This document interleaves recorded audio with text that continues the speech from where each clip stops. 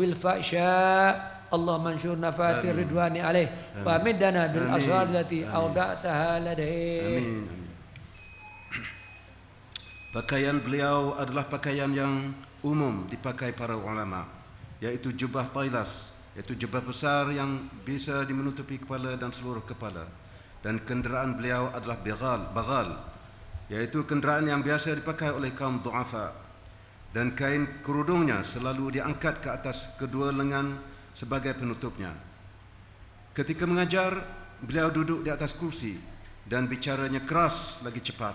Bahkan terkadang di sela-sela mengajar beliau berjalan di angkasa, dan peristiwa seperti ini dapat dengan jelas dilihat oleh para pengunjung.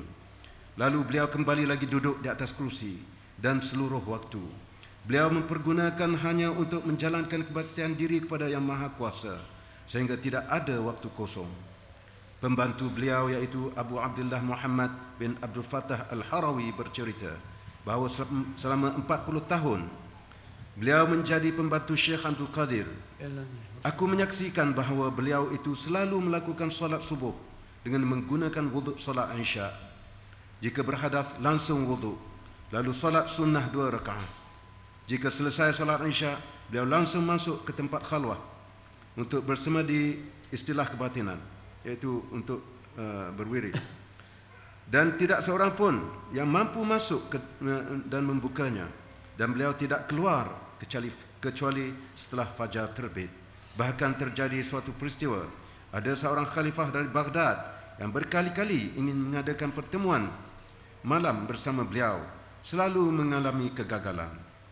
Ibnu Abdul Fattah bercerita bahawa aku pernah bermalam semalam di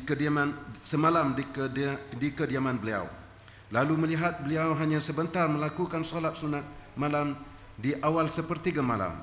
Lalu beliau berzikir sampai melewati batas waktu sepertiga malam awal dengan membaca 9 kalimat, yaitu Al-Muhit, Al-Rabb, Al-Syahidu, Al-Hasib, Al-Fa'al, Al-Khallaq, Al-Khaliq, Al-Bari, Al-Musawwir, seraya melayangkan dirinya di angkasa sampai keadaannya lenyap dari pandanganku.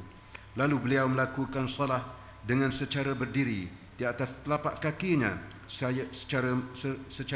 seraya membaca Al-Quran sampai melewati batas waktu 1/3 malam kedua dan 1/3 malam yang kedua, dan lama sekali dalam bersujud. Selanjutnya setelah selesai solat, beliau duduk bersimpul dan bermuqarrabah di hadapan Allah yang jumlahnya 20 sampai pada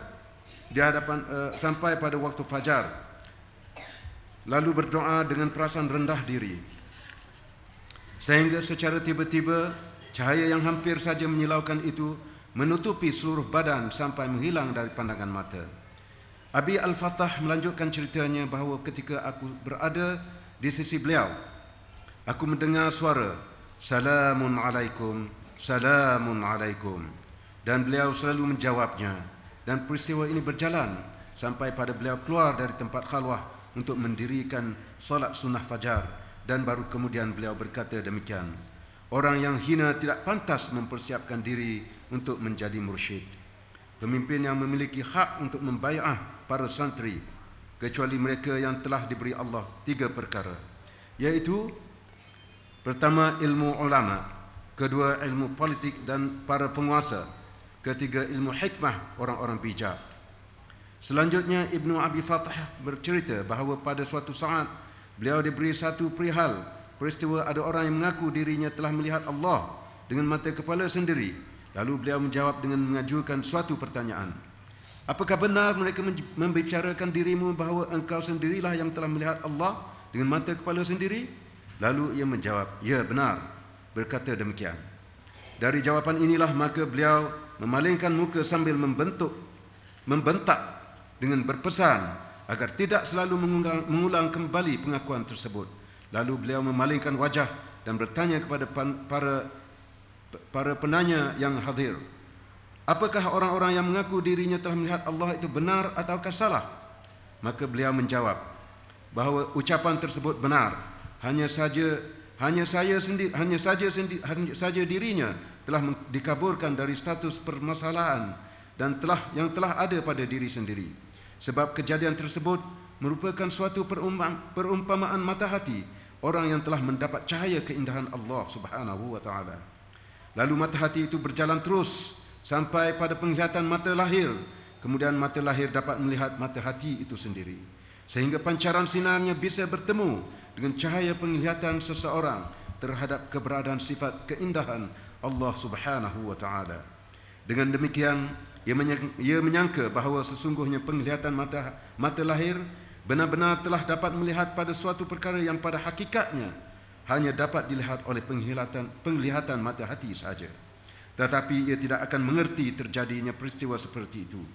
Oleh kerana itu, para ahli sufi mengalami kekacauan dan kebingungan syatahah setelah mendengar perkataan beliau yang tersebut di atas.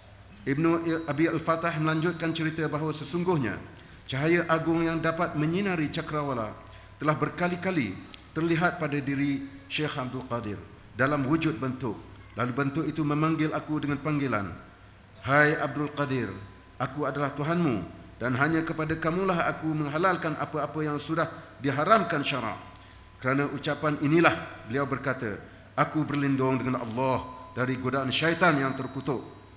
Diiring bentakan-bentakan berupa kalimat, "Jauhkanlah dirimu dariku, hai syaitan." Dari perkataan inilah cahaya tersebut menjadi gelap dan bentuknya berubah menjadi asap yang mengkerucut. Lalu syaitan menjerit dan memanggil Syekh Abdul Qadir dengan kalimat, "Ya Abdul Qadir, engkau telah selamat dari godaanku, sebab ilmu pengetahuan dan ketajaman pemahamanmu tentang berbagai macam hukum yang dapat memperkokoh kedudukan makammu. Padahal aku telah dapat menyesatkan 40 orang ahli tasawuf mutasyawwifin dengan menggunakan godaan yang serupa dengan kalimat yang aku pakai untuk menggodamu, yaitu waqad abahtu lakal muharramat." Kemudian aku memuja kepada Allah dengan mengucapkan, "Hanya milik Allah, Tuhankulah segala bentuk kehormatan dan kebaikan." Lalu beliau ditanya oleh para pengunjung yang telah menyaksikan peristiwa tersebut dengan kalimat, "Dengan apakah engkau dapat mengetahui bahawa ucapan tersebut adalah ucapan syaitan?" Maka beliau menjawab bahawa ucapan tersebut berasal dari ucapan syaitan sendiri, yaitu waqad abahtu lakal muharramat. Padahal aku telah mengerti bahawa Allah tidak pernah memerintahkan para hamba-Nya untuk melakukan hal-hal yang jelek dan haram. Ya Allah, sebarluaslah bau harumnya kerelaan-Mu kepada Syekh Abdul Qadir dan datangkanlah kepada kita suatu nasihat. فكان رضي عنه لا يعظم الأغنياء ولا يقوم لأحد من الأمراء ولا أركان الدولة، وكان كثيرا يرى خليفة قاصدا له وهو جالس فيدخله حلوته ثم يرجو على الخليفة بعد وصوله إزازا لطريق الفقراء ولئلا يقوم للخليفة، وما وقف بباب وزير ولا سلطان ولا قبل هدية من الخليفة قط حتى عتبه على عدم قبوله هديته، فقال الشيخ أرسل ما بدأ لك واحضر معه، فحضر الخليفة عند الشيخ ومعه شيء من التفاح، فإذا كل تفاحة محشو دماء وقيها، فقال للخليفة كيف تلومنا على عدم أكلنا من هذا؟ أقول محشو بدماء الناس، فاستغفر الخليفة وتاب على يديه، أكان يأتي فيقف بين يديه شيخ فكأحد الناس وصحبه إلى أن مات، وكان رضي الله عنه مع جلالة قدره وبعد سيته وعلو ذكره يعظم الفقراء. Ada satu hari seorang khalifah datang bawa buah apel pada Syekh Abdul Qadir Jailani dan diperah oleh Syekh Abdul Qadir, keluar darah. Apa kata Syekh Abdul Qadir, adakah patut kamu beri makan aku darah manusia? Karena adalah pemerintah ini mengambil hak manusia buat hadiah pada Sultanul Aulia. Maka tobat lahir di antara dua tangan dan duduk lahir jadi sahabat hingga ia meninggal dunia. Adalah Syekh Abdul Qadir Jailani, tinggi zikirnya, memuliakan fukara dan duduk serta fukara. Wa yafli lahum siyabahum wa kana yakul fakir sabir afdalu minal ghani syakir. Orang yang fakir yang sabar lebih afdal daripada kaya yang syukur. Ya, orang kaya syukur senang sebab dia banyak. Orang fakir sabar susah. Nah, jadi fakir yang sabar lebih afdal daripada kaya syukur. Tetapi fakir yang syukur afdalu minhuma. Fakir yang syakir afdalu minhuma min fakir sabir min ghani syakir. Tetapi kalau orang fakir itu syukur lebih afdal daripada fakir yang sabar dan kaya yang syukur. Macam mana ni? Makna kalau dia dapat harta, dia tak dapat harta, dia sabar. Itu afdal daripada orang kaya yang syukur. Tapi orang fakir yang syukur, katalah dia dapat sikit, dia sedekah pada orang lain. Ya Allah, patutnya dia dapat sikit untuk dirinya. Tak, dia sedekah untuk orang lain atau sedekah untuk agama. Lebih baik dia daripada orang fakir yang sabar dan orang kaya yang syukur. Jadi kalau orang kaya sedekah memang biasa, tapi orang fakir sedekah ini luar biasa. Maka fakir yang syukur lebih afdal daripada fakir yang sabar, tak dapat apa-apa, dan orang kaya yang syukur. Inilah. Ya, ini banyak kelebihan. Ya, pengajaran-pengajaran. Ya, malam ni saya akan hurai sikit kelebihan jadi orang soleh. Ya, salah satu kelebihan orang soleh. Ya, ini kita nak jadi macam ni sebenarnya. Ya, dalam bab kata Abdullah Al-Haddad, ya, dalam bab kemuliaan bagi orang, kemuliaan Allah Ta'ala ni, Syekh Abdul Qadir Jailani ni kalau diberi karamah. Karamah ni kemuliaan Allah bagi orang yang mentaatinya. Salah tu saya sebut, ya, wa'adallahu allazina amanu minkum wa amilus solihat la yastakhlifanhum fil ard kama stakhlafal ladzina min qablihim. Allah Ta'ala telah berjanji kepada orang-orang beriman di antara kamu dan orang yang bersungguh-sungguh beramal soleh, dia akan menjadikan mereka itu berkuasa di muka bumi. Ini kuasa ni. Ini sultan besar. Bukan sultan pada wali, sultan pada khalifah. Khalifah kalau nak jumpa Syekh Abdul Qadir Jailani malam, dia tak mau jumpa, kena tunggu sampai subuh. Mana ada orang wali macam ni? Mana ada orang ulama macam ni? Maka Allah, siapa yang taat pada Allah, beramal saleh, Allah telah beri dia kuasa di atas muka bumi, sebagaimana Allah telah menjadikan orang-orang sebelum mereka berkuasa.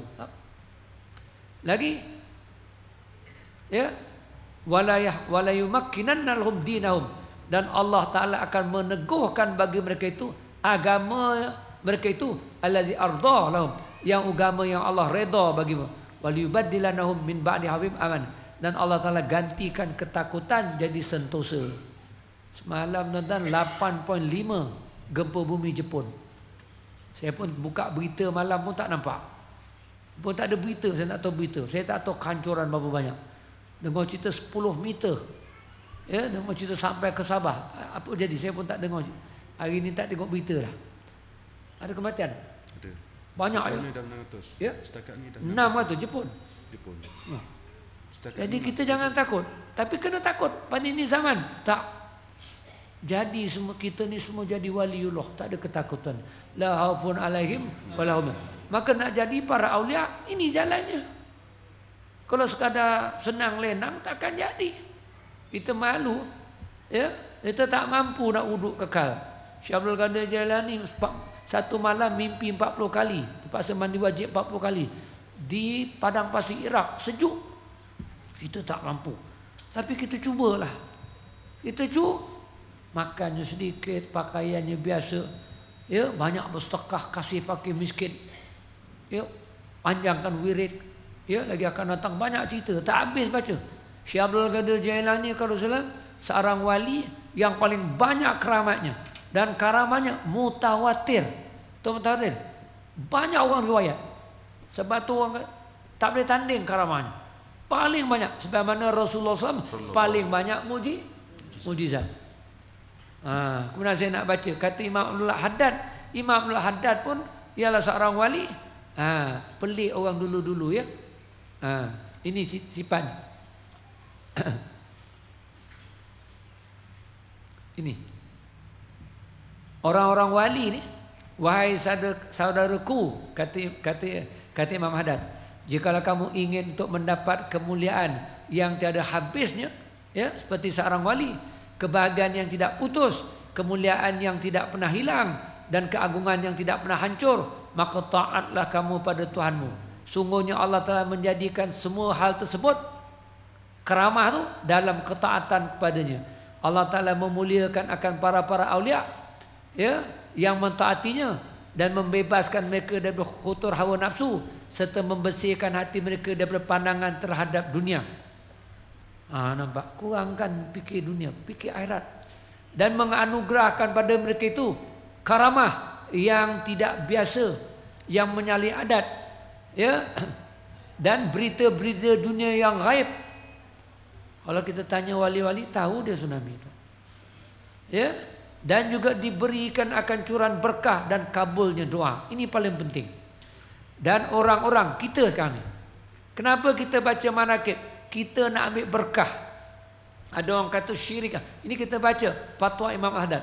Orang-orang mengambil berkah daripada cahaya mereka itu. Kita baca manakib ni, cahaya syamlukan cahaya, kita dapat berkah lagi. Dan mengikuti bekas-bekas mereka itu. Kita tak dapat nak amalkan sekolah, sekurang-kurang kita mana yang boleh buat, kita buat. Dan orang-orang yang bertawajuh kepada Allah,